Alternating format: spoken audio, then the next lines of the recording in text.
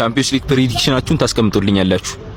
አርሰናል ከክለብ ብሩጅ እኔ አሁን ባለው ወቅታዊ አቋሙ አርሰናል አሸንፎ ይወጣል የሚል እምነት የለኝም። በጣም ትልቅ ውጤት ሆነ አቻ አርሰናል 4-0 ይሸነፋል። ሪያል ማድሪድ ከማንቸስተር ሲቲ ሪያል ማድሪድ 3-2። እሺ ሲቲ 2-0። ዩቬንቱስ ከፓፎስ ዩቬንቱስ 3-1። ዩቬንቱስ 2-0። ኒውካስል ከባየር ሊቨርኩሰን ኒውካስል 3-0 ለታች። ልክ እንደምትመለከቱት እንግዲህ የቲክታክ አካውንታችን በደንብ እየሄደ ነው።